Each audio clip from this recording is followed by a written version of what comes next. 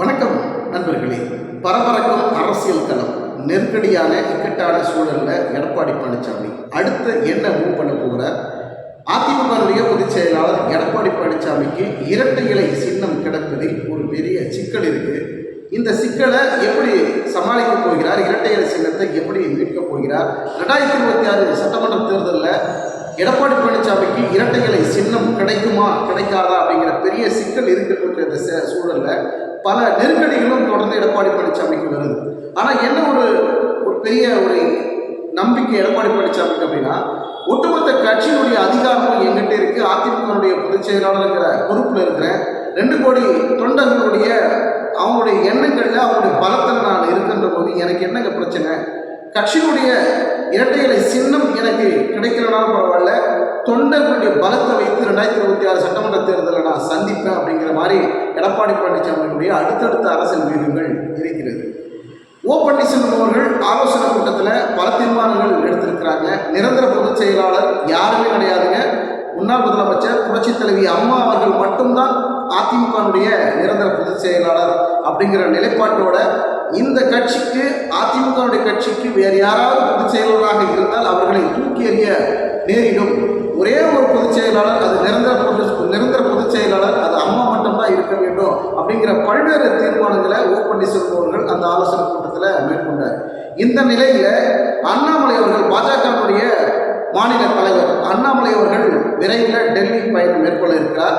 அந்த பயணத்தின் போது அமித்ஷா உள்ளிட்டவர்களை சந்தித்து தமிழகத்தினுடைய அரசியல் கள நிலவரங்களை அங்கே சொல்லி அதிமுகவுக்கு எடப்பாடி பழனிசாமிக்கு நெருக்கடி கொடுக்கின்ற வகையில் இரட்டை இலை சின்னத்தை முடக்குகின்ற வகையில் பல ட்விஸ்டுகள் நடக்க போகுது அப்படிங்கிற ஒரு தகவல் வருது. இந்த நிலையில் ஓ பன்னீர்செல்வம் சசிகலா அவர்களை அதிமுகவில் இணைத்துக் கொள்ள வேண்டும். உங்களுடைய கட்சியில் 2 தலைவர்களையும் இணைத்து கொண்டு நீங்கள் பணியாற்றுங்க. அதே போல் கட்சியை வலுவாக கொண்டு வந்து பாஜகவுடன் கூட்டணி வைப்பதற்கும் ஒரு சில முயற்சிகளும் பாஜக மேற்கொள்கிறாங்க. அப்படிங்கிறதுனால தான் இந்த அழுத்தம் இருக்குது. இந்த இரட்டை சின்னத்தை இப்போ திடீர்னு தேர்தல் ஆணையத்திற்கு உயர்நீதிமன்றம் ஏன் இப்படி ஒரு விஷயத்தை முன்வைக்கிறாங்க?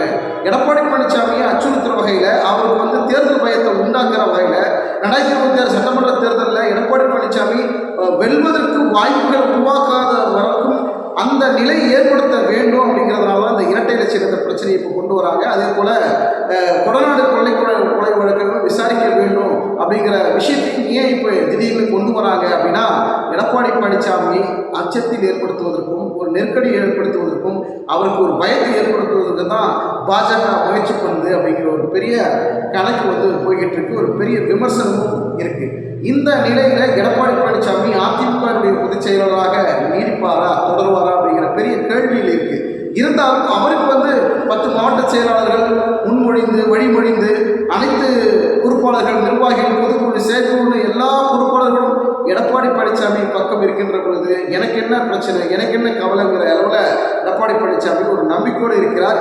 இருந்தாலும் எந்த அளவுக்கும் பிரச்சனை கொடுப்பதற்கு, ஒரு ட்விஸ்ட்டை கொடுப்பதற்கு, நெருக்கடி கொடுப்பதற்கு பாஜக முயற்சி பண்ணும். இதையெல்லாம் எடப்பாடி பழனிசாமி எப்படி சமாளிக்க போகிறார், எதிர்கொள்ள போகிறாருங்கிறது தான் மிகப்பெரிய கேள்வி. ஓ பன்னீர்செல்வத்தையும் சசிகலாவையும் கட்சியில் இணைத்து நீங்கள் கூட்டணி வைக்க வேண்டும் அப்படிங்கிறது தான் பாஜகவுடைய மிகப்பெரிய அஜெண்டாவாக இருக்கிறது. விரைவில் டெல்லிக்கு பயணம் மேற்கொள்ள இருக்கக்கூடிய அண்ணாமலை பல்வேறு அரசியல் கருத்துக்களை அங்கே பகிர்ந்து மேலும் எடப்பாடி பழனிசாமிக்கு வேறு எந்த வகையில் நெருக்கடி கொடுக்கலாங்கிற வகையில் பல்வேறு விஷயங்கள் போய்கிட்டு இருக்கு. பொறுத்திருந்து பார்க்கலாம்.